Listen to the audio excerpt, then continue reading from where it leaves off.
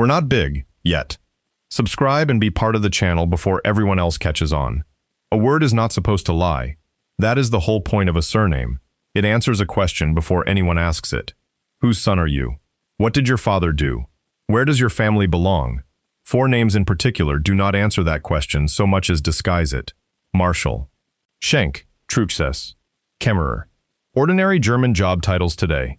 A marshal, a cupbearer, a steward, a chamberlain.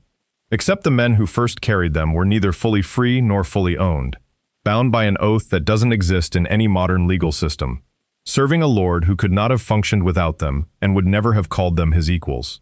The word survived. The category they described did not. Nobody who inherits one of these names today is told what it used to mean.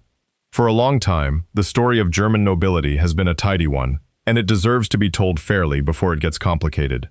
The particle von, of, from, marks descent from land, from a named place, from a lineage the Holy Roman Empire recognized and protected across 9 centuries, from 962 to 1806. Genealogists divide that nobility into 2 broad currents. There is the Uridel, the ancient nobility, families whose noble status predates any single document. It simply was, the way a river simply is. And there is the Briefadel, nobility created by letters patent, a title granted by an emperor's signature, rather than inherited from unrecorded time. Both are legitimate. Both appear, side by side, in the great genealogical registers still consulted today. It is a clean story, a satisfying one, the kind of story a family can hand down for 600 years without anyone needing to check the footnotes. Here is where it gets complicated. Not every Holy Roman Empire noble carried von, and not everyone who carries von was born to nobility at all. Some acquired it, some married into it, some simply started using it and were never corrected. The clean line between noble and common, blood and function, was never as clean as the coat of arms suggests. That crack runs directly through Marschall, Schenk, Truchsess, Kämmerer, Vogt. These are not decorative titles, they are the fossilized names of hereditary court offices, Erbämter, held by a class of men historians call ministerialis. Legally, a ministerialis was unfree, bound to serve a lord, inheritable almost like property, unable simply to walk away from the obligation the way a free man could. And yet these were also the men who administered castles, led cavalry, managed estates, and were knighted in the same ceremonies as men born free. A haplogroup is something like that same contradiction, translated into biology, a genetic surname of sorts, carried down the male line in the Y chromosome the way a family name is carried down in ink, invisible until someone finally decides to read it. Researchers are careful to frame what that reading actually proves as probability, not certainty. It rarely settles a question outright. More often it just changes which questions are worth asking. In 2023, a research team led by Jean Gutze and colleagues did exactly that kind of reading on one of medieval Europe's most notorious aristocratic families, publishing their results in the journal iScience. They were working with skeletons excavated from a family chapel in Perice, a village now inside Romania, hunting for the remains of the Bathory line, the family that produced a king of Poland, and also, centuries later, a countess whose name became a byword for cruelty. 2 of the skeletons carried the Y chromosome haplogroup RS498. That result lined up with something the written record had claimed for centuries but never proven, that this supposedly Hungarian noble house had, at its root, a German, specifically Swabian, paternal origin. The name said one thing, the body said another. They agreed, in the end, but only because someone finally checked. Not every name is so lucky. In 2009, geneticist Turi King and Mark Jobling, working out of the University of Leicester, published a study in the journal Molecular Biology and Evolution examining a much quieter kind of fracture, the ordinary statistical gap between the man whose name you carry and the man whose Y chromosome you actually inherited. For years, the figure thrown around in casual conversation was that something like 30% of official fathers weren't biological fathers at all. King and Jobling called that number an urban myth. The real measured rate across the population they studied was closer to 1 or 2% per generation. Small, almost forgettable. Then again, 1 or 2% once is nothing. 1 or 2%, repeated across 7 or 8 centuries of fathers and sons, is a different kind of number entirely. The name held, nobody checked.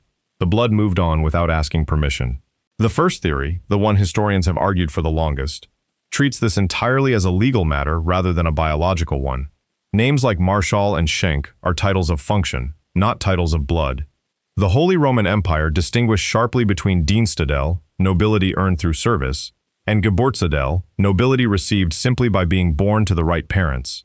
A ministerialis could be granted land, could be knighted, could watch his grandsons absorbed quietly into the lower nobility, the unfree origin fading a little more with each generation, until the family simply was noble, and nobody living remembered the asterisk. This theory explains the prestige completely. What it cannot explain is why, when modern Y-DNA testing is finally applied to descendants of these office-holding lines, the genetic picture so often refuses to match the paper trail the family has kept for centuries. The second theory is more complicated and less comfortable, because it doesn't argue with the paperwork. It argues with the assumption sitting underneath it. Y chromosome studies of Germanic populations have identified haplogroups like R1b-U106, spread broadly across both noble and common lines, with no meaningful genetic wall separating the castle from the village beneath it. A haplogroup can tell you where a population probably came from. It cannot tell you that your particular father's father's father's father was the specific man on the family tree. That is the same logic the Bathory case leaned on. The DNA confirmed Germanic, Swabian origin for the family as a whole. It did not, and could not, confirm every single link in the chain between then and now. The data doesn't confirm the bloodline. It only fails to rule it out. The third theory is the one most researchers working in this field are reluctant to say plainly, because it isn't really a finding. It's arithmetic. Run King and Jobling's 1 to 2% figure forward, generation after generation, across the 25 or 30 generations, separating a medieval ministerialis from a living descendant today. Nobody has published a clean, peer-reviewed number for what that compounding actually produces over 800 years. The math isn't linear, and the paper itself never claimed to reach that far. But run even a conservative version of it in your head, generation stacked on generation, and the uncomfortable shape of the answer becomes hard to unsee. Somewhere in most of these lines, statistically, a break probably happened. Not by scandal. Not by any single dramatic betrayal anyone would have noticed at the time. Quietly. Once, enough. Picture the courtyard of an imperial castle in the 12th century. Somewhere like Trifels, stone walls holding the cold long after the sun has cleared them. A ministerialis knight stands at the gate in borrowed colors. A coat of arms that is functionally his and legally someone else's. The wind carries wood smoke and horse and wet stone. He carries a title that will outlive him, land he administers but does not fully own, and a status the law itself cannot quite decide how to categorize. Knighted, armed, trusted, and still, on paper, not free. He does not know his name will still be spoken 8 centuries later by strangers he cannot imagine, in a language that does not yet exist, describing a country that has not yet been drawn on any map. He only knows the wall is cold, and the oath is real, and the sword in his hand was earned rather than born. And here the story stops being simple. Because the very thing that made these names lesser, the unfree service, the borrowed rather than birthright coat of arms, the asterisk beside noble that a Geburtsadel family never had to carry, is very possibly the reason these lines are traceable at all. Free-born noble houses vanished by the dozen. Wars ended them. Debt absorbed them. Extinction, quiet and undramatic, took the rest, one heirless generation at a time. The ministerialis lines, tied to functioning offices rather than fragile pure bloodlines, kept getting reappointed, reabsorbed, renamed into the next century, whether or not the genetics behind the name stayed perfectly intact. The stigma was the survival mechanism.